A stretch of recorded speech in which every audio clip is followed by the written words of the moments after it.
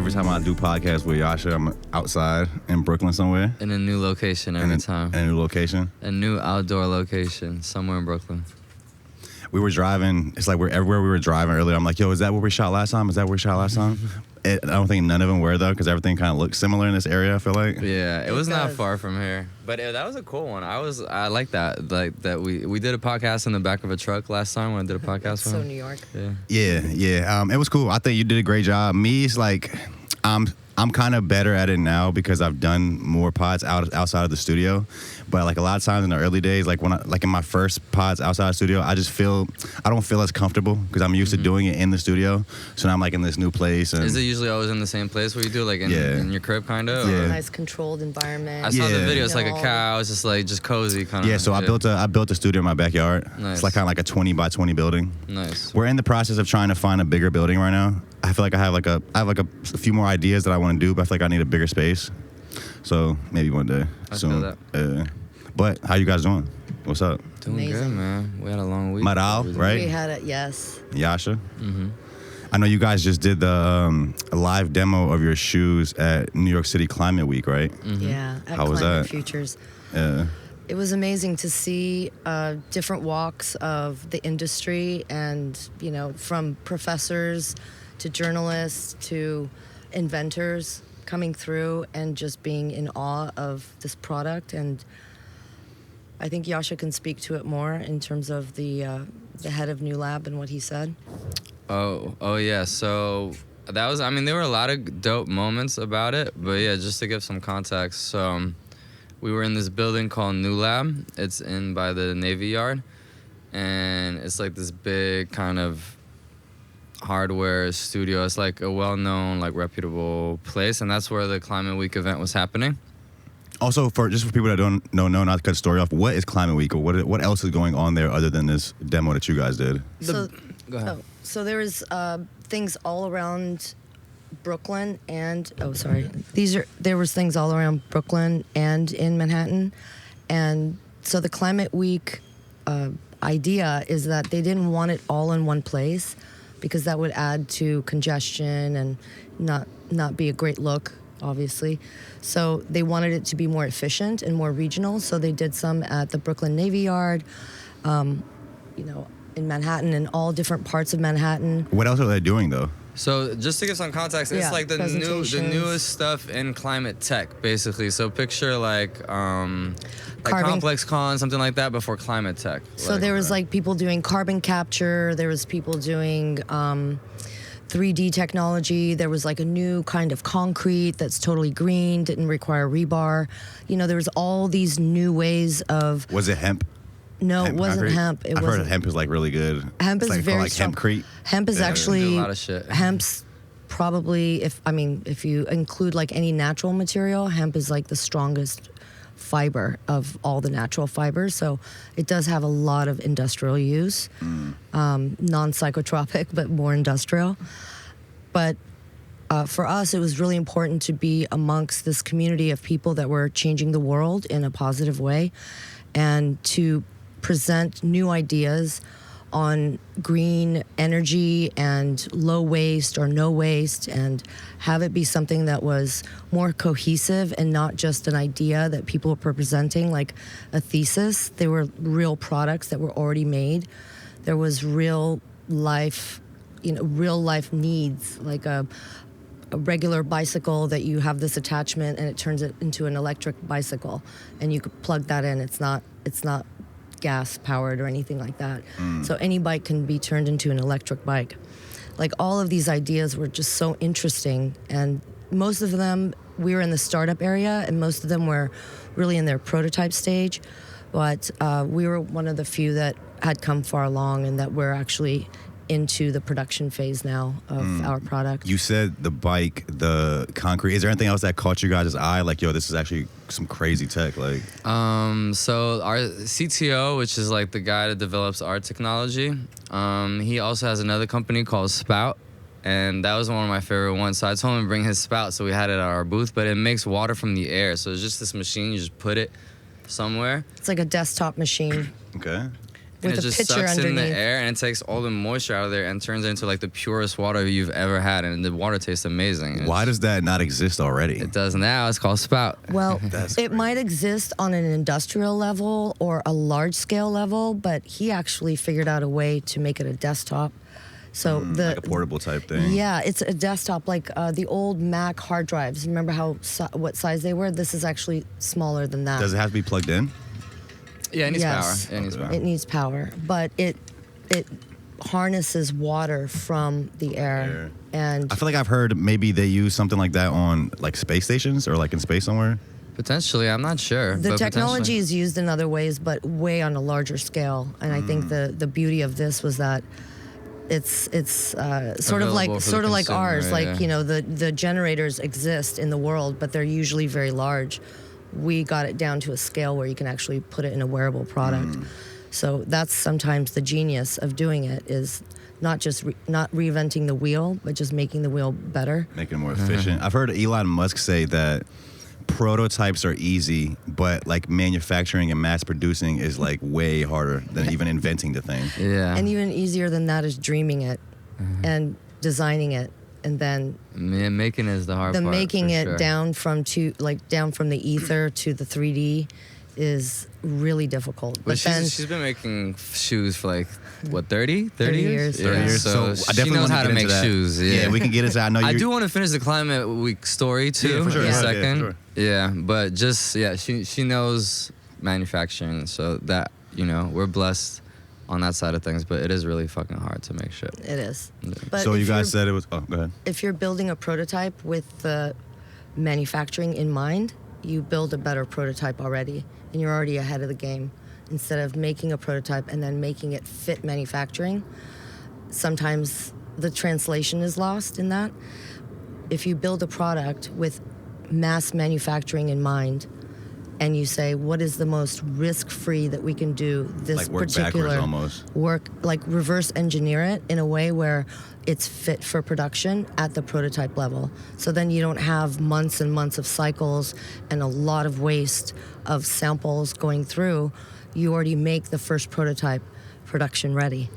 It seems like a lot of this newer tech too is like it's not as simple. It's like you have to create the machines to make it too. It's not like they're just a machine already that makes it. You have to create the actual factory and the actual all the stuff you need to manufacture it. Yeah, sometimes with like Elon, he had to make the battery factories. With what we're doing, we don't have to make new machinery, so that was good.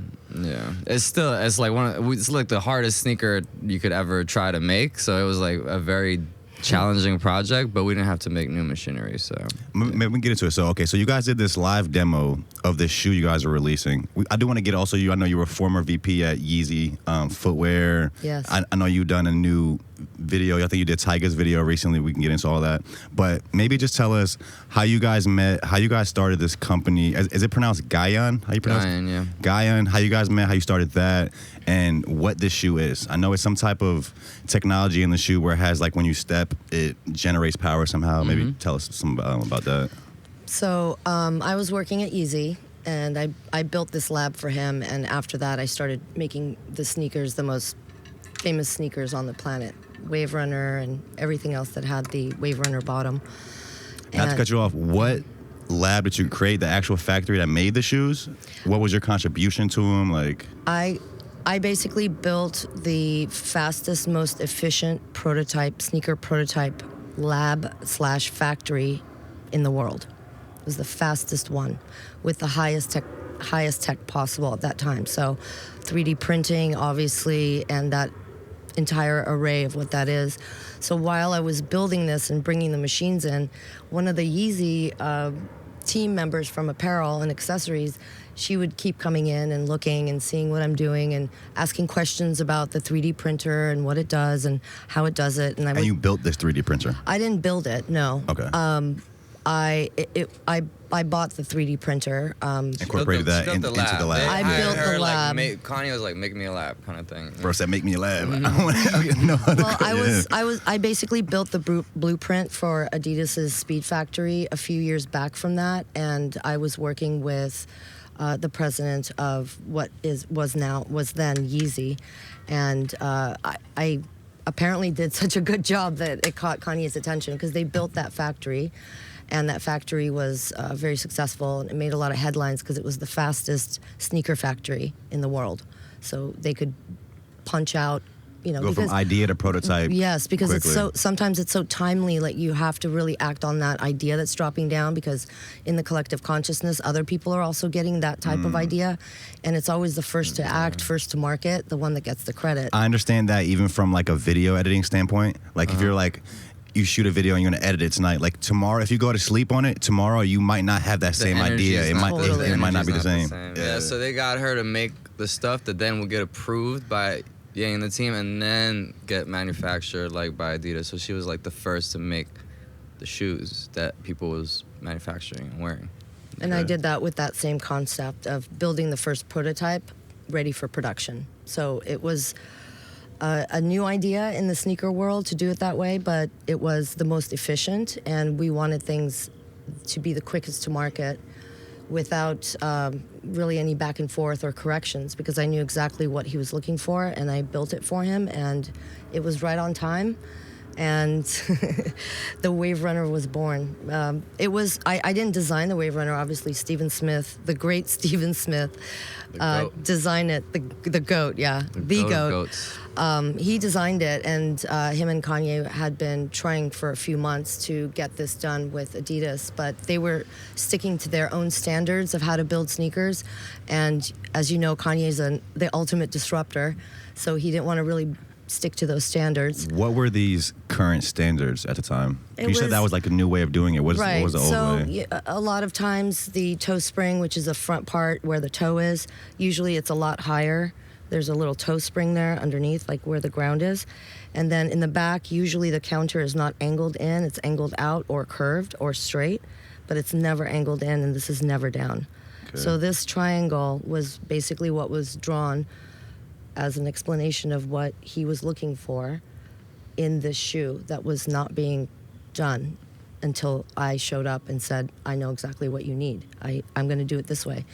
And with Steven, I worked with him, and I made sure that it was per the designer's ideals and what Kanye wanted in that language. And we made it in less than 2 weeks, and it was right at the deadline where it was about to go into the wastebasket, because, we want to keep it moving. And Ye was on to the next, and he wanted something else. And so, but I hit the Wave Runner, and then after that, it was the minivan. I did that in 24 hours. And that was by the way, the Wave Runner was just named the shoe of the decade, right? Yeah, the Wave Runner is the shoe of the decade. It's officially called the 700. The Wave Runner is actually the first colorway that we came out with, but everybody calls it the Wave Runner. What color was it? It was an off-white midsole with a little orange reflective orbs. I remember that one. The upper was different shades of gray, and with a mesh in the middle, and then through the mesh we had reflective stripes of the 3 stripes, so you could only see them when there was a flash on, so it was through the mesh. And he just wanted a real sleek runner. He just wanted it a future runner. He wanted it really sleek. And it was too bulbous the way they were doing it because of all the standards of padding, and you have to have this toe spring and you have to have this. So he really wanted to break the standards, and so I broke the standards for him, and I proved that it still fits with the way he wanted it. So most comfortable shoe ever. You ever wore a pair of Wave Runners before? I haven't. I have the Yeezy, the pods, the sock shoes. Yeah. Not the most comfortable. I was walking around the block in those for a couple weeks. Outside? Yeah, I was just walking around around my neighborhood in them. It was cool. Yeah, but you don't live in New York City. You can't do that in New York City. So you said you were okay. So you have like 30 years in this industry. Right. What was, I guess, some of your history maybe before that? How did you end up in with Yeezy? I don't think we answered your first question. I think I was trying to answer the first question, and then I segued into You gotta do that, and then we gotta go back to Climate Week because we never finished that. We'll definitely go back. We just gotta go. I love it. We just bounce around. It's all tied together. So I built this lab, and so then I segued into the Wave Runner, so you understand like the context and the timing. But I was building this lab, and it was a gorgeous lab, and it was all white, so that all you see this product. Everyone was wearing white lab coats, so all of Kanye's eyes was just on this product, and he didn't have any distractions. He didn't have to go look around for other colors. Everything was right in front of him, and it was really incredible. So anyway, there was a girl that really wanted to learn how to do rapid prototyping, and she was part of the Yeezy team, and so she would come down and she would visit. And then after a while, I said, do you want to be on my team? Because I have a crew of masters, basically, that I took out of retirement to come in and be my pattern maker, my master sewer, my master chemist, my master 3D artist. What is a master chemist doing in shoes? Master chemist, because what we were doing was 3D printing such new materials. The polyjet that we were using was such new material blends that I needed to create an adhesive compound that would stick to the upper, the Strobel board, and the midsole with the outsole. Like, it all had to stick together, but the way we were printing it, since we were doing it really fast, it had to be a certain compound so they all stuck together and they looked right, and that he could actually wear them around and feel how they're going to feel. So you need a chemist to Yeah, make this like I almost need like it's like a new type of compound. adhesive. Pretty fire. It was basically like I invented a Yeezy glue, I guess. That's She what invented the- a compound, bro. That's a flex. It was a compound. Okay, so you asked this girl. Yeah. So anyway, to so be a this part of your girl, team. yeah, because she was like, "Can I?" Because this is like what I'm really into is like all this rapid prototyping. Her name is Masha. So one day we're hanging out in the lab, and I'm like doing a bunch of stuff, and she's watching me, and I'm like a tornado when I work. You can't see my hands moving really. And she said, Maral, I've been meaning to ask you, what, you're a maker, like what is the craziest shoe you've ever made? And I was like, the craziest shoe I've ever made never got made. And she said, what? You can make any, I just saw you make that wave runner in like 24 seconds. Like, what do you mean? And I said, it's a shoe that I designed about 25 years ago, the second time I went to design school to learn about advanced footwear, because it's a totally different animal than any other thing. That basically that school and that teaching, I had to present a thesis. That thesis was a smart shoe. And it was 7 layers of intelligence. And for my thesis, I called it the I shoe. It wasn't really called the I shoe. And this was 25 years ago. Yeah. Before even like smartphones, I think. We're the class of 2000, so it was 1999 that I was starting on this. So the only thing that was around at that point in terms of technology was the iPod. And that's what really inspired me. I said, there's so much you can do in this little space. Like, I can put this in shoes. I can make the shoe do other things. I can have 7 layers of intelligence and biometric feedback, and it'll tell you your temperature and all this stuff. Even like a satellite like connection with like maybe some radio waves or some frequencies. Like, I was really cooking, And my professor... Sometimes Mara would just be like, "Yo, just let me cook. Just let me cook. Let her cook. Yeah. And I do. And my professor at the time, Paul Kaufman, he said, who's a very clever designer himself, by the way, in all rights. He's the one that put pocket, like that little hidden pocket in shoes, like in the 80s. It was like a famous shoe back then. That's Like, before my time. Yeah, yeah. Also, what's All the cool about club this? People could Google it. What was it? yeah, all the club shoes had them. I forgot what the name of the shoe was, but Okay. We'll try to find that and Pocket. put it over here. Pocket So pocket on the outside of the shoe. it was like a pocket. It was like a hidden pocket And that people came were hiding out. their drugs in it and shit. They were hiding stuff in there, and Nothing illegal though. no, he No was, illegal stuff he was in like, there. no, It's you like- can put money in there and stuff. Anyway, so Paul Kaufman had come up with that, and that was like kind of like his fame in the 80s, and everybody had him. So I thought he would be totally open to this idea. He was your professor. He was my professor. He was like the head of the advanced footwear program at Fashion Institute of Design and Merchandising at FITM. I'm a double alumni, so I have to say I have That's here in New York as well. FIT is like kind of like the sister school, but not It's in they're LA. not connected, but LA? like it's Okay. it's in LA. Okay. So anyway, so I was explaining the shoe to her, and she was just like, "What?" She goes, "Oh man, you got to meet my roommate." And I was like, "I thought you said your roommate was a music video director. Like he's like a higher up music video director." And she said, "Yeah, but he has this crazy idea. I'm not going to tell you what it is. You just have to meet him, and I think you guys are going to really, really hit it off." And I was like, "Okay." And this was Yasha. Yeah, and so then So he my goes. roommate was Masha, so it Yeah. was Yasha and Masha. That's So what I he was goes- thinking when she said that. I Yeah, was like, okay. so that was a letter funny part of it, because she's like, my roommate Yasha, and I was like, you're Masha and he's Yasha, and I have to know what brother? that's about.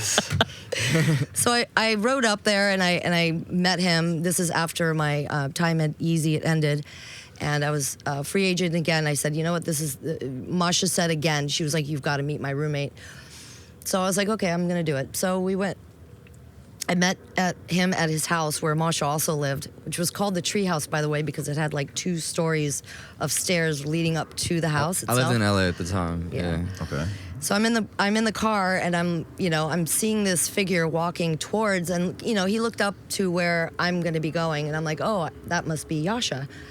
And he had like buzz cut, cheetah dyed hair, and like just super, like he looked like a director. Like he looked like a really cool guy. But he also looked like he was very like intently thinking about something. And I was like, some people might get put off by his looks or his demeanor or whatever. But I actually caught that like glimmer of him like looking off to the side and like kind of squinting and like thinking about something. And I was like, he's a thinker. Okay, I can work with this. Like I can work with a thinker because I can tell he's already like the wheels are turning. So he goes up, and I wait till he goes up, and I give a beat, and then I'm like going up the stairs, and I'm like, Maral, it's not too late. You just left Yeezy. Like you can just have a little like hangout time and vacation time, and maybe surf again, and like just relax. And then every step I'm like, it's not too late. You can just go back. And I'm like having a conversation with myself. And then finally I was like, I'm halfway up. I might as well go. So I go in, I talk to him, and I'm talking about my past and like what I've done and everything. And then he said something about tech, and he goes, have you ever done anything with tech? And I said, well, and I told him about the concept of the smart shoe that I had. And he goes, okay, now I can tell you. And he said, I was up in Runyon Canyon, and I was watching all these people hiking around, and I saw all this energy being wasted by these feet, walking around, but there's no like, it'd be cool to harvest that energy somehow. And he goes, I want to do that, and I want to put it in a sneaker. And he just kind of looked at me, and he was waiting for me, I guess, to say what everybody said to him beforehand, which is the same as like my professor said to me. He's like, you're like 20 years ahead, like kind of laughed it off. And most people kind of laughed it off because it was way too forward. But also at the same time, I didn't know this, but his friends were also laughing at that, at him attempting that Yeah, everyone avenue. was saying like, stick to videos, bro. You're not gonna make like an energy generating shoe. Like I was talking to a few people with my girlfriend at the time, and they're just like, what are you talking about, bro? Just make videos. I mean, he's like, Grammy nominated, It's like, it's not like he was just starting out. and I was like already, at the height there. of my career. Like I had just made like the biggest like budget for like Atlantic Records that year. I was like, I think 24, maybe 25. And I just gotten Grammy nominated. That's Like for the Kalani video. I got Grammy nominated for the Kalani video. Yeah, the Atlantic's biggest budget was a different thing, but yeah, that was Which for the one was that? Distraction video. By the way. The Atlantic thing was a 5-video series for Trey songs. It was the Tremaine album. It was like a whole video album, and it was like supposed to be a reality show, like for the love of Tremaine. There's all these girls like competing for Trey songs and stuff like that in a reality show, like in a mansion. But yeah, so I had done Kehlani that year. I had done that. I had done Uzi. Like shit was going for me, Homie was popping. What year was this?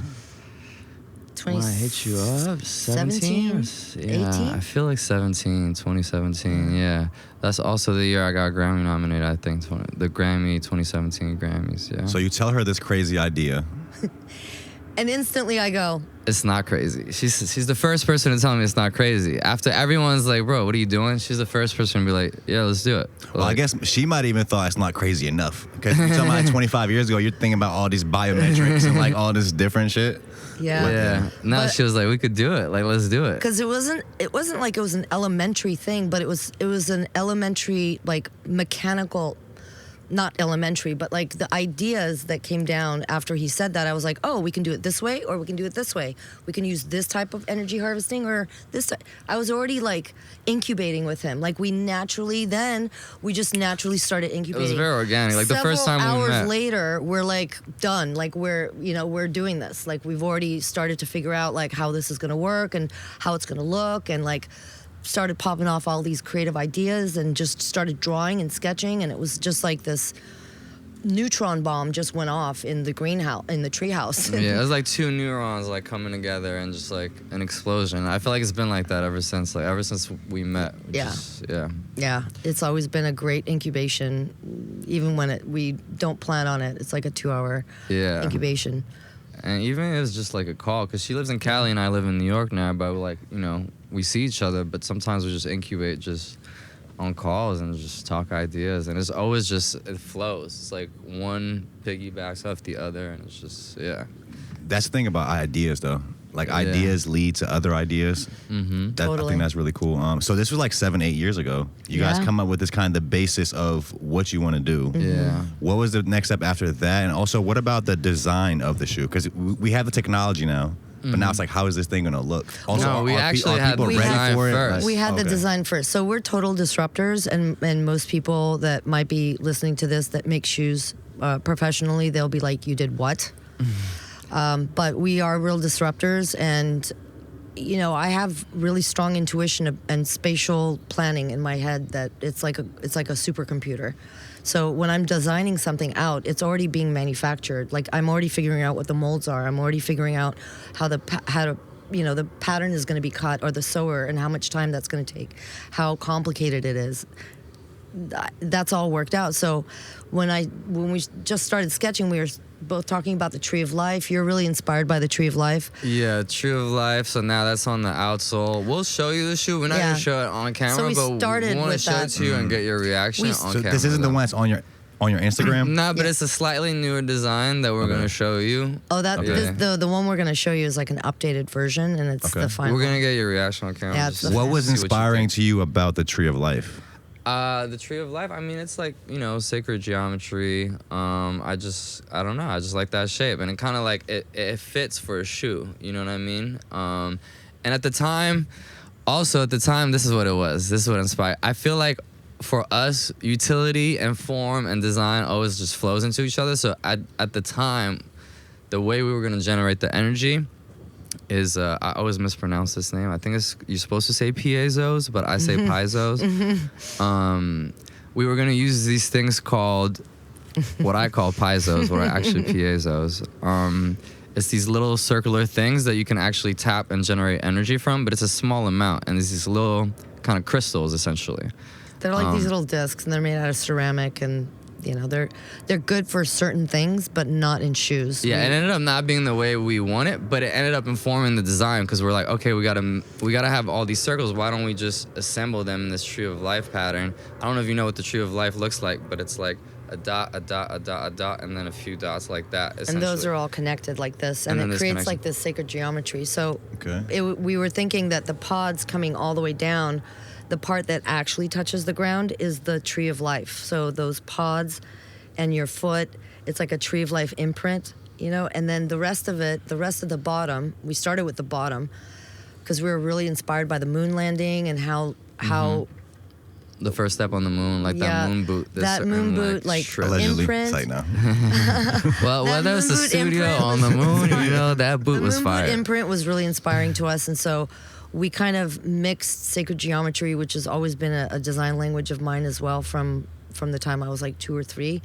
I really am inspired by sacred geometry and the frequencies that it creates. Even side note on that, I saw on your Instagram, we were looking earlier, you were creating designs from the frequencies. It was like, I wrote it down. It was like frequency by design, hertz by nature. Yes. You were creating designs based off of like the shapes that were created by the frequencies. Because every shape has its own frequency. Every shape has its own frequency. But it's not a manipulation, but it's almost like an encapsulation of that space. It creates a certain power. And then when you add a bunch of those together, when you look at, when you saw that video that I have on my Instagram, it's like, I think the second one, it's the origami one. No, it's the one. It was like things were that. like opening up, I think. Or something. Yeah. It's the earring one, I think. Yeah. You can see the cathedral is the same as the DNA helix, is the same as the sound frequency for a certain hertz. It's exactly the same pattern. And so you start to understand that frequency actually is something that's passing through, and it just depends on what shape that tube is that like accelerates it or compresses it or whatever it does, enacts it or activates it. So for me, sound frequency is really, really a profound layer of my design aesthetic. It's kind of everything is frequency. Everything is frequency. Like we're and living on frequency is different frequencies. everything. Like 100%. Like when people be like, "Yo, the vibes are off," or like, "I like the vibes here." Like that's the frequency of the. It's like a real scientific 100%. fucking thing. 100%.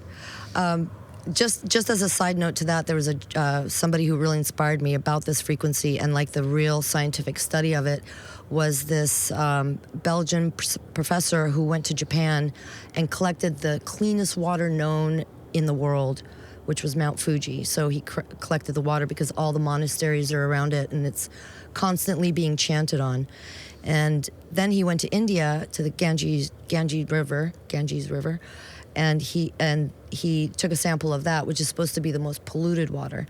And then he wanted to prove that even word written down and spoken word has frequency and how it changes the molecules of the water even, because we are water. So that represents like this is a vessel. This is basically us if it was like that, right? Because we're basically like the ocean. I get the frequency of speaking, but what about the written word? How does that work? Because it's like the shapes of the letters are also same sort of geometric fingerprint. So if you're saying it, it's the same as the intonation of when you're writing it. It's the same frequency. So he did the speaking into the polluted water, and then he looked at the test, which was the baseline was the Mount Fuji water, which is the purest, and it looked like snowflakes underneath the microscope. The Ganges River looked like it was something that exploded inside, and it was all shattered and fragmented. So then he did the loving words and kind words to the water that was cleaned it. The most polluted water, and it looked exact. And then he put it under the microscope, and it was exactly the same snowflake shapes and beautiful prisms as the clean water. Then he took it a step further, and he said, "I'm going to type the word love and put it facing inside the water. I'm not even going to talk to it. I'm just going to type the word love, like write the word love and put it facing inside the vessel that he had it in." Same effect. I've also heard that with plants, like if it was, I think it was a study or something that somebody did, you guys might have heard of it, where like somebody had different plants that were growing, and on one they were like saying hateful things to the plant, and then one they were saying like I love you and stuff, so and like crazy. the one that they were showing love to actually grew more. And also in that, I think it was either that one or one that they did similar. They did one where they just watered it and they didn't pay attention to it. They just watered it and they walked away from it, and that one was the worst one, because it was watered, but it didn't get the nutrients of the frequency.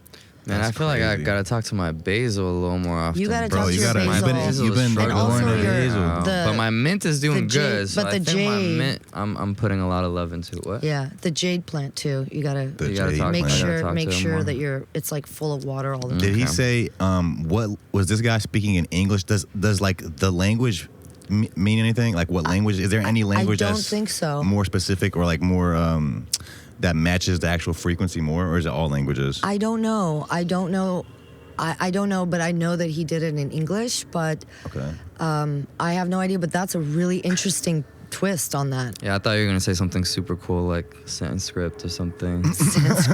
Well, petroglyphs, I guess, officially, like the Urartian petroglyphs were probably the most like frequency in letters. They were the ones that were like inscribed into stones. They're like the first form of communication or storytelling. And those definitely had frequency. It's the same with like hieroglyphics. The Egyptians had hieroglyphics, and those definitely also carry frequency because they're like characters, they're not letters, and each character is like its own word or its own forming. That's how its own Hebrew is concept. too. Like every letter is a number too. So you could like. In Armenian, every letter is a character, like Sanskrit or the Urartus. Yeah. So this girl at Yeezy introduces you to Yasha. You had this great year that year. You guys are talking about, you guys meet, you talk about the idea, the design was already finished. Also, I wanted to ask. Finished, but then I our called. mind was rolling. Like we had like, the battery's gonna pop out of the back. Like we were thinking about the product, and that was like the first kind of design session, I would say. Yeah. Also, what do you guys think about the public's reception to it? Is the world ready? Because I know sometimes like the public doesn't necessarily want the newest tech. Like if we just look at iPhone versus Android has always had more stuff than the iPhone, but for some reason the iPhone is more popular. It's like a beautiful thing. It's more user the public friendly. wants it more. It's more user friendly. It's more usable. So Because the what we're iPhone doing, got the branding on lock too. Like their IP. branding was good. Like the design, the experience. Like we're more of the Apple than the Android, basically. You're more the Apple? Oh yeah. Yeah. Okay. 100%. You'll see when we show it to you in the end. We're going to show you the shoe. We always do the form follows function and like the Bauhaus theory of like nothing extra is on it. It's just the pure design and the functionality of that design. So that's kind of what Apple is too. Bauhaus is like a school of design thought that marries form and function, like utility and style, essentially. But and, nothing like, extra on it. The design has to be designed in a way that enhances utility. So it's very utilitarian, utility focused school of design. And we like Bauhaus. Okay, so this was a bit of the history. Maybe we can fast forward now to the Climate Week. What was the Climate Week story? Okay, we're going back and forth, but I like it. We're gonna have to backtrack again after, but let's go back to Climate Week. So now we're in 2024, and September 2024. So we just fast forwarded, like 6-7 years or something. We're showing our shoe. It's like in the biggest event of Climate Week. It was called Climate Futures. So it's the biggest event of that week. So basically, you want to wait for the plane? Oh no, Just it should be all right. You don't care? Oh, okay. Give it some character. Give the podcast some character. Yeah, Plane's but going back. some Except for New texture, York. some sonic texture. There's more. You'd be surprised how good the noise cancellation is. Like when we did our last amazing. pod, like just cars, just hella shit going on, but it was It works. It'd be all right. Yeah. It works. So picture like, again, the biggest event in Climate Week, and Climate Week is one of the biggest events in like climate tech, which is a space, which I just think it's really cool that we're a sneaker, so we could go to like, we could be at like the Complex Con or the Art Basel, but we could also be at Climate Week. We have like such a range as a product that I think is pretty cool. But yeah, so picture like the best stuff coming out in this specific space, this climate tech. Yeah. And we had a booth there. It's probably like over 100 exhibitors and over like 1,500 attendees that were there. So packed house, and the founder of New Lab, which is the place that we're like exhibiting at, who has seen everything, he's like the founder of the place where this is happening, came to our booth and told us that we were the best thing he'd seen all day. So that was like a nice little moment for sure. Yeah, that was I think cool. that meant a lot because there was a lot of cool stuff. Like there was stuff that I've been hunting for a long time that have only been in research labs or, conceptually we have like one little tiny sample of it and it works, but haven't mass produced it yet. So What were some of those things? like solar fabric, like fabric that had the solar panel tiles, like almost like nano Like tiles. for clothing? Yeah, for any kind of accessory or clothing or, tents. They were mainly showing them in like outdoor use, like tents and things like that. But I thought that was really interesting. There was a lot of real life applications. We can't even drop all that sauce on here. We gotta keep some. Yeah. The You other can- people's stuff? You can, No, I'm, like, stuff talking that we want to source for our stuff. We're gonna. Oh. yeah, you can.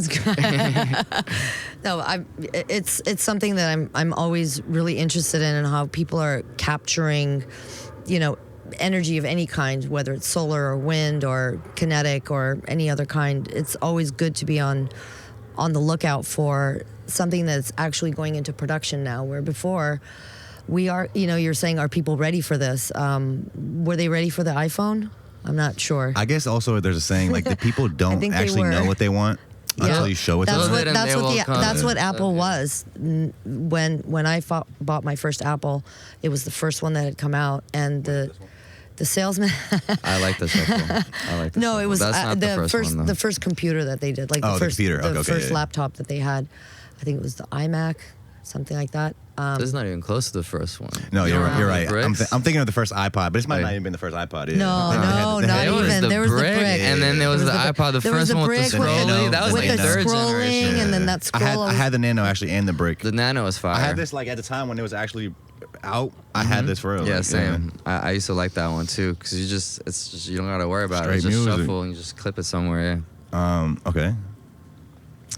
Yeah, so What was you guys' presentation like? Like, what was the actual presentation? We had this really dope, like all black pillar with like this see-through kind of encasing on It was it. like an acrylic Yeah, circular an acrylic case. on it. Like everything was circular, the case and the pillar, and then we had the shoe slightly at an angle, and then we had like a light under it, and then it was all spinning. This It was is a the- pretty this is dope display. presentation. Yeah. It caught everybody's eye. Like they would look and then they would read it and they'd say, "What? Like, how come nobody's done this yet?" You know, it is such a brilliant idea that is so brilliant that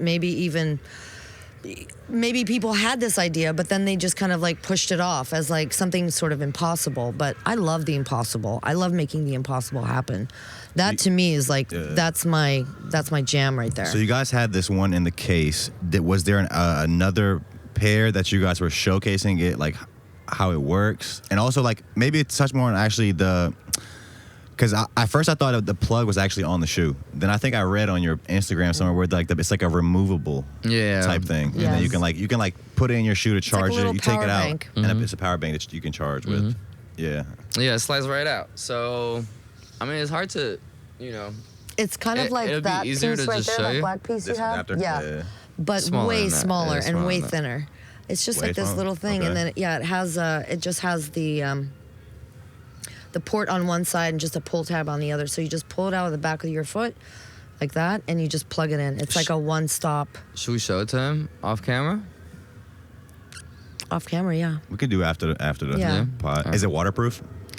The housing and all electrical, everything in there, the battery is all waterproof. The upper is water resistant because it's knit, but it is a 3D knit and it's extremely dense. You'll see. It's just extremely dense. So it's water resistant, but the bottom is waterproof. So basically, you're good in the bottom part. rain everywhere, but you just can't like jump in a pool with them. But yeah, We can't go water swimming in the resistant. ocean with them, But Maybe in a future model. yeah. Because I know they Yeah, have the those like full Apple. We waterproof talked about Apple. They have those different like waterproof ratings where it's like it Yeah. could be water resistant. yeah, and so then they have ours like is different water resistant. levels. So of- like in the rain, you're good, but you can't just go jump in a body of water with your, with your sneakers. People on. don't do that with sneakers Yeah. normally, anyways. I guess. Right. Yeah. They don't want to ruin those anyway, but pretty easy to wash off the upper, the knit. It's very low maintenance knit. So it's not like, oh, I'm getting it dirty. It's like, oh, I got it dirty. I just wipe it off and it comes off. What were some questions that people had for you guys? Like, did you get any interesting questions from the people that were coming by to see Yeah, it was it? packed. Our booth was packed the entire day. We were all talking at the same, like, we had like different people. It was a bunch of us. It was like 4 or 5 people from our team. The entire, yeah, almost the entire Yeah, what team. it seemed like people were most interested about? Like, what were they asking about? They were asking about how many steps and how much it would charge and sort of real life case use or use case scenarios of how much do I have to walk to charge my phone, or how heavy is it, or how light it is. Weighs the same as like an average sneaker. Yeah, the way people want to know the way. People yeah, want to know the price. What are the answers to those questions? I don't even So think about our asking goal that. is 10,000 steps to get you into.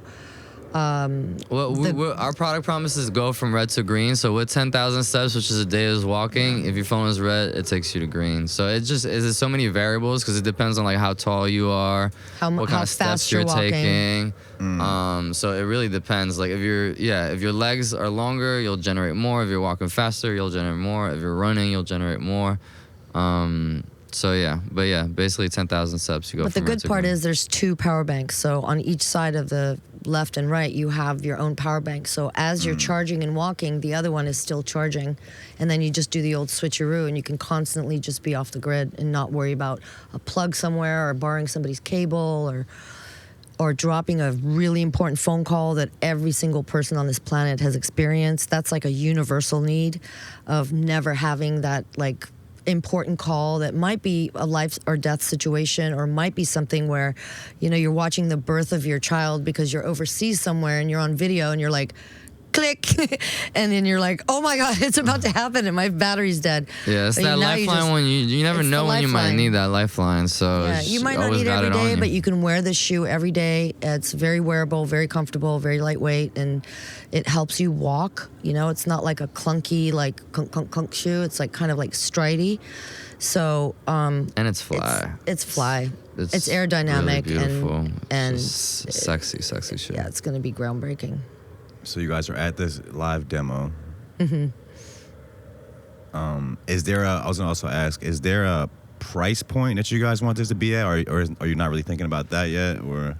So the entry point We have for to the think first, about all of that. Yeah, I won't even say it, but yeah. No, we won't say it now. But we did also take that as a survey while we were doing the demos. After people found out, you know, the information about what it does and how it performs, they were, you know, that was the next question. And I would say, knowing all this, what price point would you put on this? What would you expect to pay? And most of them were above where we're starting, which was it's a good great entry point. It's definitely a good it's a entry really point. good entry point. It's below what everybody was sort of quoting as I guess what people either how much they would buy it for or what they would see in the store for. They would assume that it would be as a price. Yeah, it's on par with Luxury sneakers. Yeah, it's on par with luxury sneakers, but it's a first of its kind sneaker. So it's literally the first of its kind in the world. So yeah. Also, maybe one of those things that it starts out more expensive, then over time it gets more efficient, better More versions, power, more yeah. affordable Yeah, for this is the generation masses. one. It's only Yeah. gonna get better and better, and like economies of scale. So the more you make something, the more you produce, the cheaper it gets. Yeah. Do you guys think about your demographic? Because I know for a lot of products, a lot of different things, there's like the early adopters of it. Who do you envision being the early adopters of this product? The disruptors, Of every kind. So whether they're journalists or they're students or they're sneakerheads or they're tech heads or they're none of those in between, we've fit the shoe on in the entire walks of life, and every single one of them, from the businessman to the cool 20-something girl that is like sort of a downtown kind of cool girl. Not kind of, but she's the downtown. She's very cool. Yeah, she's so cool that I wouldn't use the word cool to describe her. She's a vibe, right? She's a trendsetter. She's the leader of the pack. You know, she's the one that like is wearing the yellow first, and then everybody is following with that same yellow. Like leaders. she's the leader. Yeah, leaders. I think is a good or word. he. What am I? Why am I saying she or he? Leaders. Yeah. But also definitely like, you know, sneakerheads. I But think I was- people that appreciate sneakers. I was surprised actually, because there were some very soft-spoken and quiet businessmen who got extremely excited about the shoe after they were wearing it, and they were like, "Oh, I get it, it's comfortable, and I can just do this and put it here." And Oh, so you had a pair for people to try on, and we had like a walk half around pair. in? Yeah, we have we have a half exhibit, pair yeah. of a test, and so I just wanted to just get a feedback, because we're also, you know, looking at different upper styles, and we wanted to see if people like the simpler one or if they liked the more functional, utility looking one, which is the one we're going to show you and we're going to ask you as well. Okay. But across the board, everybody's kind of been aligned with what we put out as our preference of both the price and the style that we're going to go forward with. So it was a really good reception in terms of that, and also the feedback from different walks of life, and how, you know, maybe some of the more conservative people like the slimmer profile and the simpler upper, and most everybody else, though, they like the more athletic looking upper. Yeah, everyone liked the new design. Like, not everyone, but like a majority of the people Majority, I would really say liked the new 80%, design. So yeah. that was cool. Because you kind of 85. like, you know, we've been working on this so long, and we had that original design for so long that like you second guess yourself when we updated it. You're like, man, the old one was kind of really dope too. This original design is the one that you guys initially were talking about like 7-8 years ago. I mean, it's evolved, so we'll go back. Let's jump back in time. Let's go back to The 2017. design then. itself hasn't evolved at all. A little bit. I'm talking millimeters. It's changed. We But added laces. We're talking. There were no laces No, at but first. we're Yeah. talking about the upper, not the actual like bottom design or how the whole thing How works or the power technology is bank. and all that. Yeah. Yeah, that all has always remained the exact same. We had a very clear vision of that. That has not changed. But the upper has changed. The upper went from really simple because we thought that the bottom was such a little like masterpiece of texture and dynamics that maybe we didn't need too much on the upper, on the top part of the shoe. But then, me, I stay up nights sometimes and I'm just literally ruminating over and over again, like the end use of our shoe and how it could be better and more efficient and appeal to more people.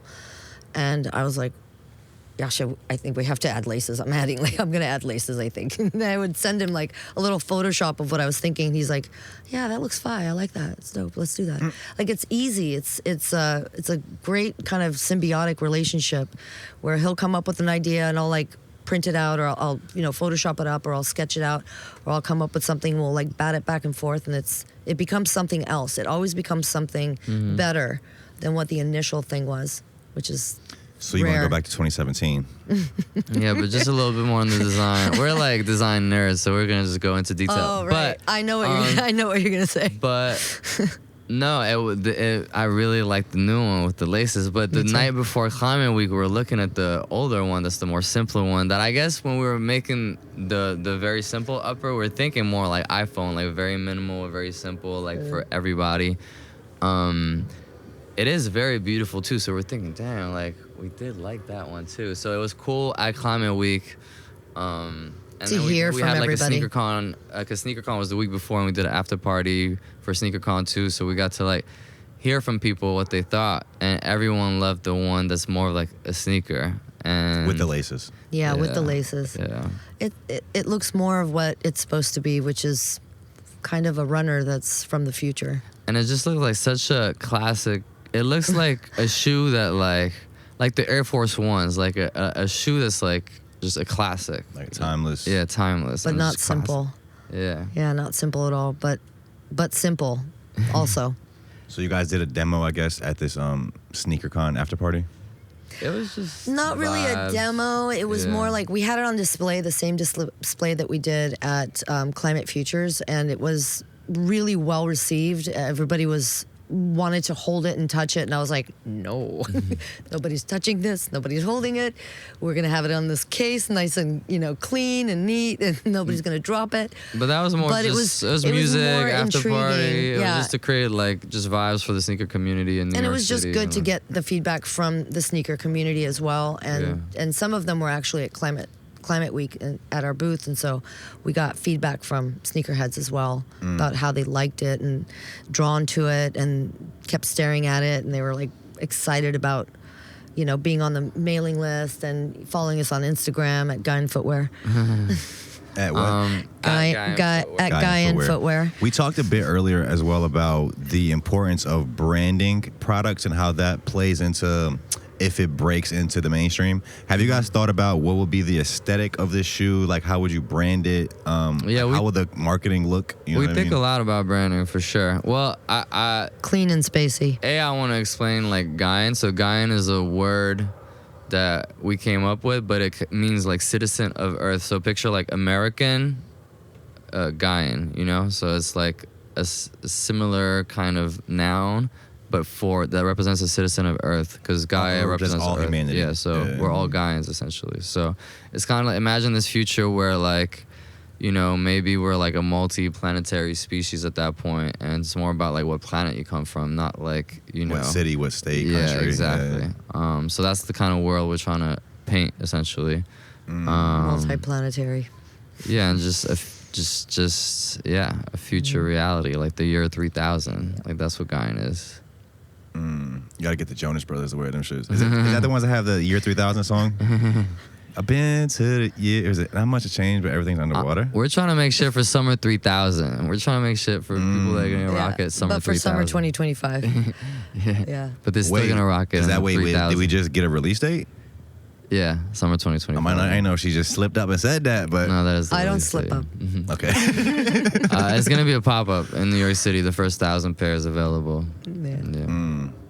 It's gonna Just be pull live. up, buy it on the spot, no pre-orders. Yeah, just physical. Buy it on the Yeah, spot. it's You'll have a physical. custom fitting by Yeah, she'll by do yours the truly. full 1,000 custom fitting. And I will she- custom fit each shoe. I will have, all kinds of insoles. If it's moving around a little bit, because we're doing whole sizes right now. If you're a 9.5, we'll hook you up with some insoles that like make it fit like it's a 9.5. I think Yasha was talking about maybe trying to get me one, but I was like, I wear size 13. He was like, yeah, we can't really, Yeah, we don't have that right we're now. not doing 13 for the first one. It's gonna be 8 through 12. And Not even then in those 1,000? They won't be 13? Those 1,000 is only gonna be 8 through 12, and then we're gonna expand the size run after When that. we expand the size run, I think we'll be able to do a 13, but the 13s have categorically and historically been about 1% of the Of entire... people's sizes? Really? I mean, probably less than 1%. But now, more than ever, the 13 is more relevant. Like 5 years ago, 10 years ago, nobody would think about That's doing weird 13. because a lot of times when I go buy shoes from like the mall, they usually don't have my size. Yeah, So I'm like, 'cause are they people don't buying make- the 13s or they just don't they make don't? the- They make less. No, they don't make the 13s. They make because the sizes that are more popular. They make more amounts of it. if you're paying $10,000 for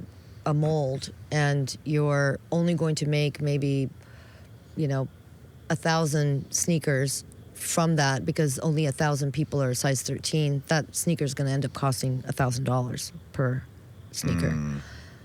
So to us, to the manufacturer. So if we can get a size 13 petition going and everybody signs up and says, yes, I'm buying the size 13, I might start a Facebook group. I will be don't sign a happy petition. to address that petition and say, okay, if you guys think like 200 people come in and they're like, yes, we will order the size 13, then we will definitely consider it more seriously. For the first run, because it's just 1,000 pairs for the first run, and then we're making 5,000 pairs after that. So for the second run, And that will include it, we'll yeah. expand the size run. Yeah, it's just Yeah. for the first 1,000 pairs because it's a small production run. But like, scarcity is good. Like if people can't get it on the first drop, it's a good thing. If they're really excited about the second drop, for them to get their hands on a pair, that's a good thing. So Are you thinking about giving them to like celebrities? Like that's how that's how they're promoting the kind of this Cybertruck.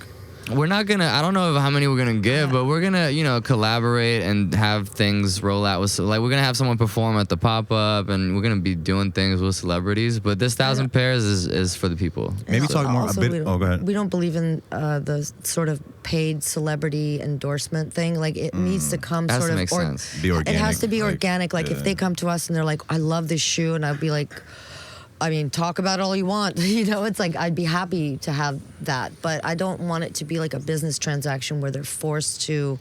It just feels. I feel like, yeah, that's I kinda feel like the- also the consumer picks up on that and doesn't feel the authenticity and the little glimmer in their eyes, as they're saying. And it doesn't always work. I guess it still comes back to the product because you see with we talked about Apple, like the Apple Vision Pro, they gave that to a lot of celebrities. Yeah. It didn't really hit though. Like nobody's really. It's better if all the- celebrities you don't just really want to see buy it videos because they about that like anymore. it. Like if celebrities Yeah. want to buy it because they like it, that's how you know it's more organic that way. If I you're just trying believe to the stuff a Cybertruck, product they down actually people's- want it. Like if you see celebrities with a Cybertruck, it Exactly, actually is because they're cool. They buying the actually want it. Cybertruck. They want to Yeah. put it in their videos. They want it. It looks cool. So that's a perfect example.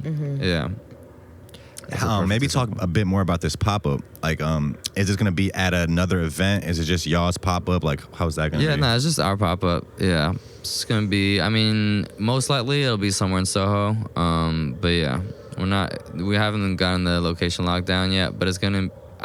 Should we say the month or no? Just summer 2025. Summer 2025. I think I'm gonna try to make it out here for that. Oh, that would be That'd be I guess amazing. even though I can't get a pair, but what size you wear, Karen? we might. 10 and a half. Oh, you're set. He's Yeah, you're sick. good. You're good. mean, you never and she'll know. She'll fit everyone with Listen, her yep. the same hands that was fitting Kanye's sneakers on. So I still think it's funny how you guys all had white lab coats on at this Yeezy lab. Yeah, we had Like little yours. badges that said supply because Yeah. we were Yeezy Supply. So summer 2025, first 1,000 pair dropping. Let's go back to 2017 now. Okay. Time travel. So Okay. so we had that first design session, and then the first step after that was raising some money. So my roommate that I was hiking with when I had the idea, he invested $5,000, and my other friend at the time invested $5,000 too. So I was like our first 10K that we raised together. Like me and her met with them, and they wrote the check and stuff. What'd you guys after a do few with that meetings. first 10K? What'd that go into? We made a prototype, the first prototype in the proper way, like I was saying, not in a haphazard way, but like in a very meticulous and very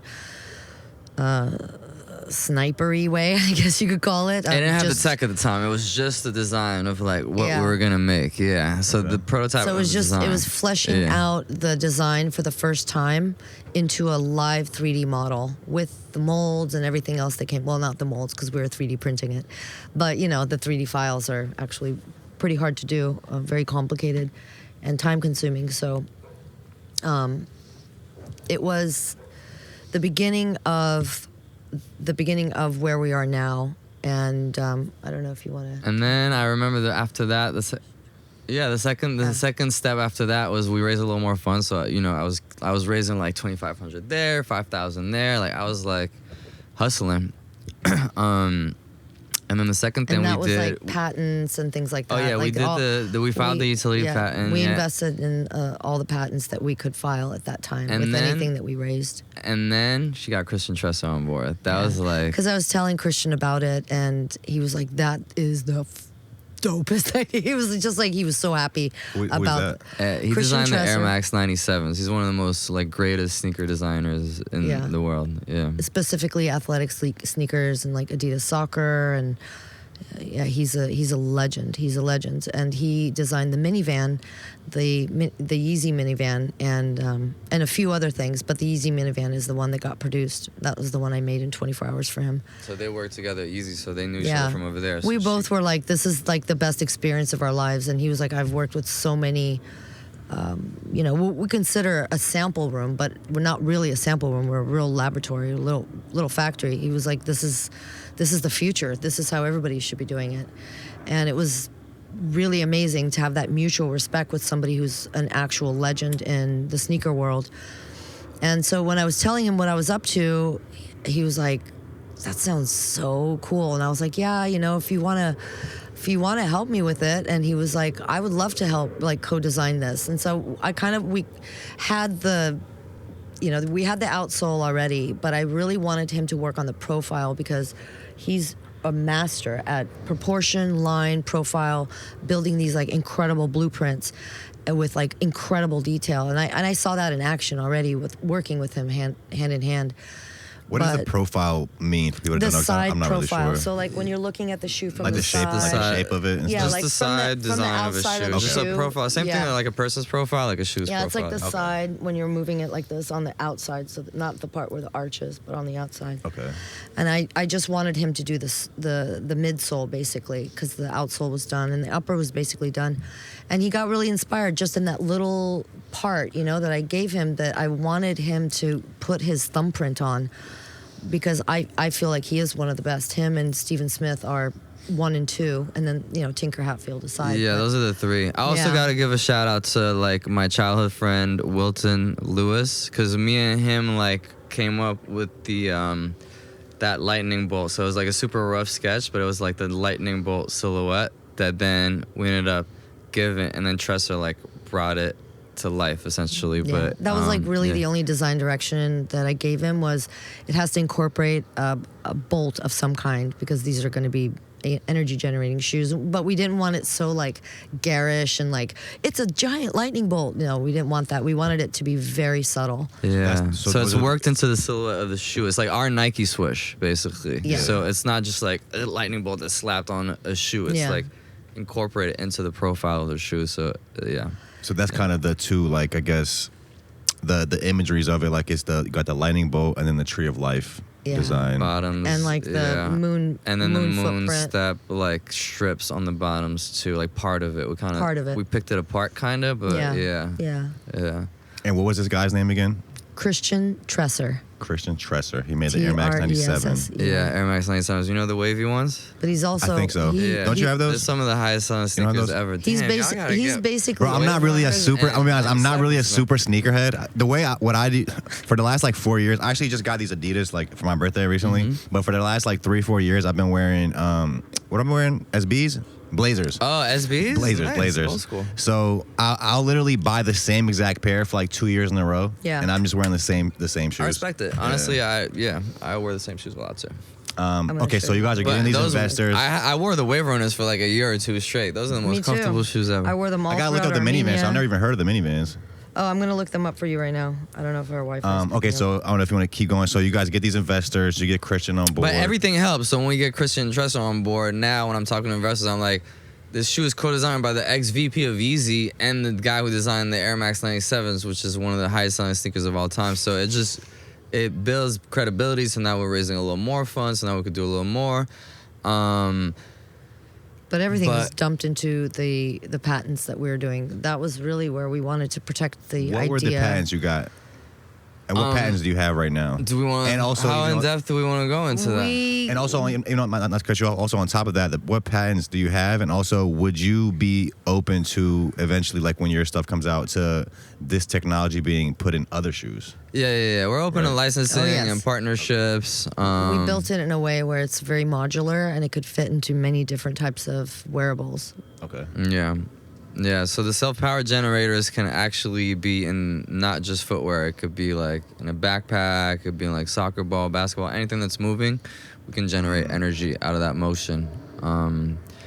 So that's what's our cool about our patents- technology. Yeah, so our patents are energy generating shoe apparatus I don't- with I don't want to go removable too battery. deep into it. It's So basically, it says we have what a it patent is. for a removable battery that comes out of footwear, which is a really good patent to have. So we own that. So the removable battery aspect that comes out of a shoe, we own that. So that's one patent.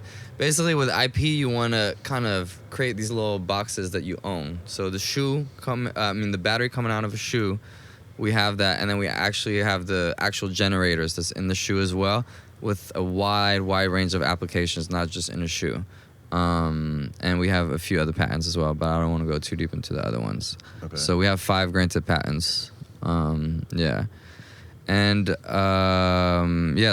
but that took like years, because every patent basically takes like 2 or 3 years. So like it takes like 2 years till you even hear back from the patent office. So it's just like a slow process. So each patent, and then you have to file patent responses. So it's probably like a 2 to 3 year process for each patent. So it takes a long time to really build up a patent portfolio. So that's one of the things we've done in this time. But there was also it was just a journey, man. Like it was a journey to develop the technology as well, because we were going another direction at first. Because like we said, we developed like design first, and then the industrial design, like how the battery is going to pop out, like where I was like, you have this much space and that's all you have, because this design has to work. which is the other way around than what Totally most people opposite. would do. So a lot of people that are like We built the hardware, rocket- we a built lot of the people that are rocket ship. hardware people are going to listen to this and say this makes no sense. You built the tech first. We actually built the design first and then made the tech work. Found a way into it. for the tech to fit in it. So we did it the other way around, but it worked out. But yeah, so then we had to build our team. So that's what took really, I would say, a long time. Obviously fundraising, but building the team and finding the right people. So third, we got a marketing guy, George, and he's done like the marketing campaigns for some like the biggest. I mean, he's done like Nike, Beats, Disney. He's like, the GOAT in his own right. And he came on board and created all our kind of like our marketing rollout. And then we were able to do Content. Content. All and- the videos, like that sleek video that you see, that's George's work. Yeah, and photos, just everything, building the website. And then we were able to do like a test pre-order campaign just to kind of like test the water, see if there was an actual demand for it. So then we did that. It was really good response. Like we didn't do any ads or anything. We just posted on social media, and like a bunch of people pre-ordered it. So then we took that, leveraged that to then raise more funds to the investors, like show them, look, there's a product market fit. Like people really want this. People are willing to pay this amount for this. So yeah, it's a process, man. Like it's not like always the most exciting. Not everything is exciting. Like the design is really fun, but like Our origin story is really fun. yeah. But the there's a lot of process has stuff that goes been into it. very arduous, meticulous, What was grinding the most away. stressful part of the process so far, you think? Remember when this most one guy difficult? wanted to give us like $3 million? It was like he tried to we've- break us apart. Yeah, It's we've like, had some characters that tried Besides, to. one of y'all to come with me though. he was like in my ear, like you gotta cut her off if you want this check. and then like, he'd pull me out. Like we're in the middle Said of the the same meeting. thing. he was testing us. He was trying to break us apart. Yeah, he would pull me Yeah. apart. He would pull me out and go, "You're the one that knows how to make the shoe. Like he doesn't know how to make the shoe. Like was trying to without be, him, like, he just was mind downplaying games, like, him and then yeah. downplaying me. Was he to fucking him. around, or like he actually wanted to split y'all up? up, or You never know with people, man. But it's just I feel like he was trying to get a piece wherever he could. He was trying to take over the business. He was trying to take over the business. and like kind of separate us apart. So it was like a shark type of thing. Yeah. I was gonna ask that too. So Very from a sharky. business standpoint, maybe people that are listening that have products that they're trying to get off the ground or get investors for, how do you approach investors? Do you give them a piece of like a percentage of the company? Like, how does that work? Yeah, I mean, they invest in equity. So basically, like a company has a certain valuation. And, you know, something's value is, you could put a value on something. Like you could say, you know, you can only watch my podcast if you pay $10. So you can name your value to a certain extent. But at a certain point, the market has to say, yes, I'm willing to pay money at the value that you're placing it at.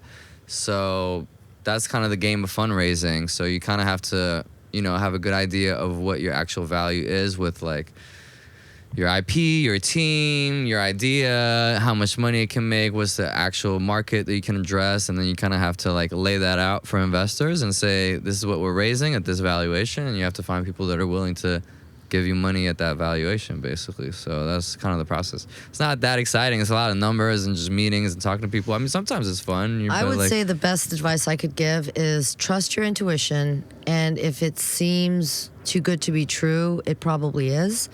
And always get everything in writing, notarized, and dated. Yeah. So no money can split y'all up. No. We got tested, and we had no money at that time. We had like one, you know, little prototype. We didn't have like our CTO. We didn't have like all of our tech. Like that was real startup energy. It was very early, and he put a check for like, what was it, 3 or 5? I don't know. $5 million. He wrote it out. Whatever. Bro said 3 or 5. Like I know. Would you cut him off? Would you cut him off for $3 million? You better not, bro. Chill out. No. But no, we didn't sticking fold. together. That was the first test. That was the first big test for us. Like we've had a few of those tests, and we just like our bond gets stronger and stronger every time. So Yeah. That's wild. yeah. That's funny as shit. Yeah. I think he wanted. We're doing something that money can't buy right now. He wanted half We're of working the- on something that is not something that you can buy with like money in terms of like splitting this We up. answered a higher power. But no, just to go back, Amen. like he wanted 50% of the business. So that means that both of us would have been minority owners. So essentially, it was going to be like a business takeover, basically. Probably would have tried to find a way to get you guys out of it completely. Exactly. eventually. That was, I'll just buy you out. Like it's mine now. Yeah. So that's just one story, but you know, there's been hurdles along the way. It's been a slow process, but like it's been like I feel like the time is just so right now, and I think everything happened for a reason because we just had to assemble the team that we've assembled. Like looking back from those days to where we are now is just crazy. Continue with the team. Explain the rest of our you're team. building All right, so team. we have George So as we're the first building this marketing. team. Again, we did it the other way around. So Yeah. we went like marketing first. We built the website, and we had this really sleek prototype that we made a video for. We proved the market for it. Then we got our CTO, our actual like engineer. His name is Ruben. He's the guy who also invented the machine that makes the water from the air. It's called Spout. Okay. So he had already done that, which is cool because it's also like an off-the-grid technology, and it's like, you know, he's killing it with that. I think they just crossed like $1.5 million in sales, and it's like going really well. They raised a bunch of money, so he was already at that level where he was like dropping that when we met him. Side note, just on that, how much is that thing? That I don't know, honestly. that I don't know device what the that price creates point water is. out of the air. I don't Okay. know, but I feel like that should be like in every kitchen.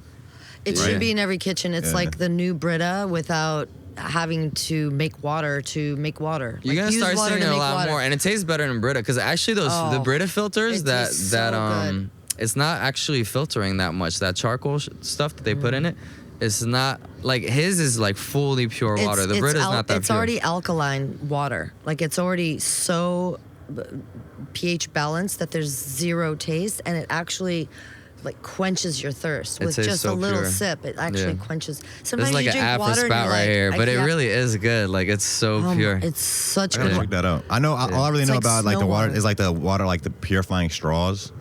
I know you've seen Oh, those. yes, Where it's like yes. you'll just put the straw in like dirty Yeah, water, and mhm. I Those kind are of never cool. even believe that. I feel like that's kind of too good to be true. But Those are more for like places that That's don't like have access to drink survival. water, and Yeah. you just need to like. It's not something you would want. Like we have access to water and shit. So, but like yeah, they work. If you're in the wild and you need some drinking water, and you only have like water with mud and stuff like that, that's when you want like those straws. Yeah. so you're building this team. Also, is there I guess the factory or the lab where you're making the shoes? Does that exist right now? Mm-hmm. Okay. Yeah. We have factory. We have the full supply chain right now. So full supply full chain. supply chain. Like we have, the factory making the hardware, factory making All the footwear, American the made. assembly. Everything is sourced from America. Overseas, yeah. Everything is overseas right now. But our dream, both collectively, sort of a phase 3 of Gaian, is to have domestic manufacturing, but have it be extremely advanced and extremely attainable. What is the most, I guess, like the hardest resource for it? Like, what's the hardest resource that you need for it? Like maybe you need to outsource for, or like Here, you mean, if we made the shoes wherever, here? like wherever you make it one right of the now. materials or What is something like what the material or like the resources for? Like, what's the most rare or hard to get resource that you need for it? I don't know. Everything is really. We didn't make it so that it was so precious that we might have a problem supplying it. Okay. So it's all things that are very proven, previously used for many, many years in many different electronics. So we wanted to stick to like the tried and true because we're already doing something so new that we didn't want to also Reinvent the wheel with the yeah. I mean, should we talk battery or no? Because, we'll leave it that to the next podcast. Yeah. Okay. There's some interesting. There's some things we're exploring in terms of battery. Things That as would well. probably So be yeah. How many people are on the team right now? 6.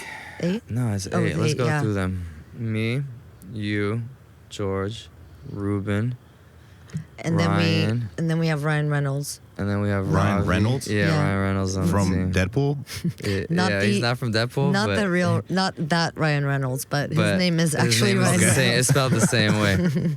He's a. No, he's getting into everything. He's into the fucking Mintable shit now. And then we have Jason, and then we have Yaz. It's Jay's- actually 9 Yaz, of us nine, now. 9, yeah. Yeah. Actually, we're Ryan about to have a started. time, yeah. Ryan started Uber Eats, and he brought Really? it from 0 to 2 billion in 18 months. I feel like you guys have a lot of heavy hitters on this We team. have Super heavy hitters. super Like heavy everyone's hitters. a heavy hitter. Yeah. So we have another engineer. So Ruben is our CTO, the head engineer, and our other engineer, Ravi. He's like Forbes 30 under 30. Also started like a really cool other company that he ended up selling called Sutro that like monitors the quality of water in your pool. But it's like pretty complex device that he was able to like build and then like sell that company. So he's also amazing. And then Ryan, Uber Eats. He was running the global Yaz. Uber Eats, and then he was at Amazon too. Yaz is like our PR person and our point of contact for like anything we want to do, maybe like celebrity partnerships or things like that. Or community outreach, or anything that has to do with like the public. I think she's gonna be amazing at that. Yeah, she's fantastic. great. I And don't she even was want a to. Playboy, so I- everyone's like wears a different like iconic companies, but she was like doing all the PR stuff for Playboy. Yeah. No, she's doing really big names. I don't know if I'm even No, let's not allowed talk to about say, it. but Let's not talk about And it. I don't think you she's guys have got said the- incredible contacts. Yeah, I don't think you guys have said the name. I think I saw it on your Instagram. Is it called the Moonwalker? Yes. So Yeah. the Gaian Moonwalkers. Yeah, but it's spelled That's without it. vowels, so MWKR. Yeah. Okay. Summer 2025. Summer Yeah. 2025. New I York don't know if you guys City. want to add anything else on this. I guess really my last question was for you. I guess we could touch on some videography stuff.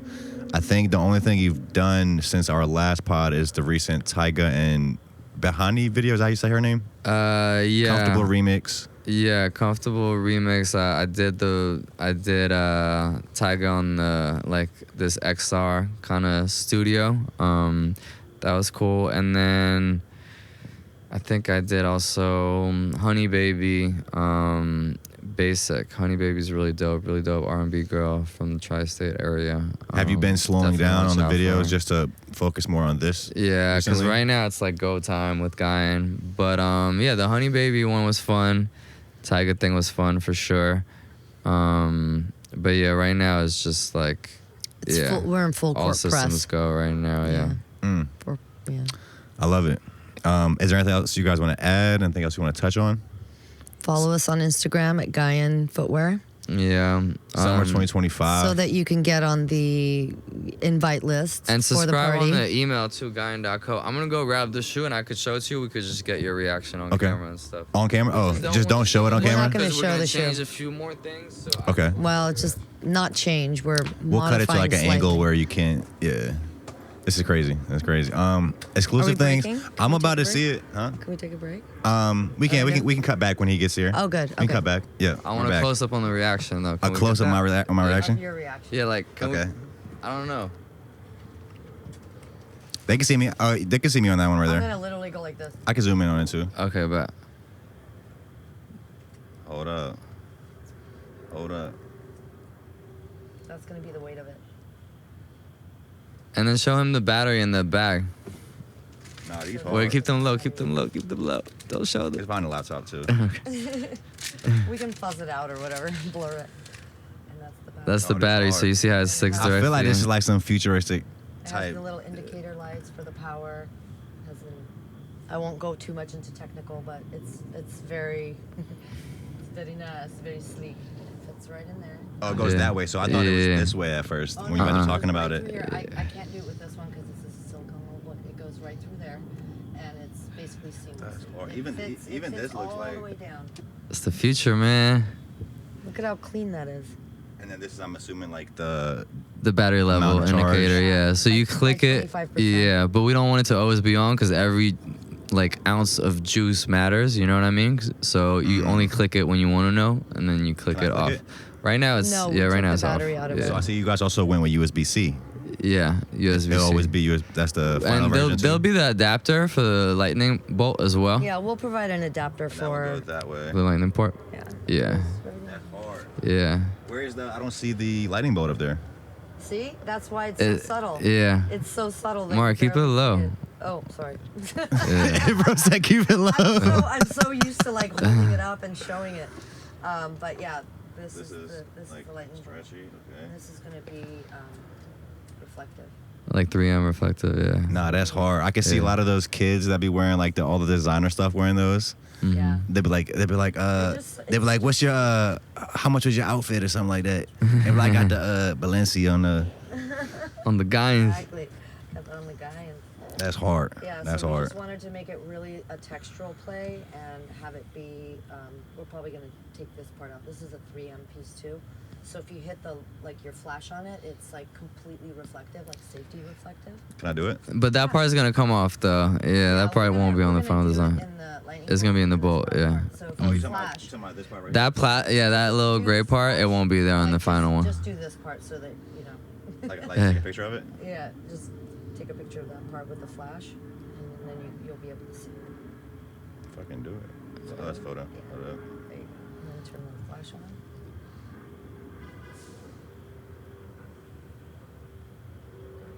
Oh, it'll be on the picture. See, see how it flashes like it's highly reflective only when Okay. the light hits it. So when you're walking around at night in the city and there's not too much of a light source, but you still want to be seen. Maybe you're wearing all black too. It's going to be a reflective piece here in this little triangle, and then this is going to be also reflective. So when you're walking, you'll be seen.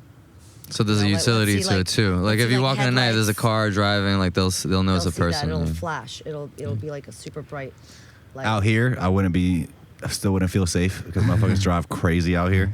It's true. It's true. I love it. Very fire. Thank you. Gaian Moonwalkers. Y'all will see him summer 2025, I guess. Summer 2025. Summer 2020. Hell yeah. I really appreciate you guys. Is there anything else you want to say? Anything else you want to leave the people with? Just If if you- you're in New York, just come to the pop up because it's gonna be a really good time. So I want to see you there too for sure. So, I would say If we got anytime- some time with that, but as of right now, I'm there. but Anytime you have an idea, my message is like the takeaway is if you have an idea, don't be afraid to go for it. And don't be afraid if other people are laughing at you because there's a reason why you have that idea and you need to make it happen. And you need to be compelled enough to make it happen and not stop until it happens. don't ever stop. Come on. Don't stop believing. Come on. If you're watching this, we appreciate you guys for tuning in. Thank you. These guys' links will be in description. There's a website already, right? Yeah, We'll put the website down there. Gaian.co, yeah. And you could join the wait list if you put in your email over there, so you'll be one of the first to know about all the updates and Get your when the dibs. drop is. Yeah, first dibs, yeah. Come on. We'll see you guys soon. Peace. Peace. Thanks.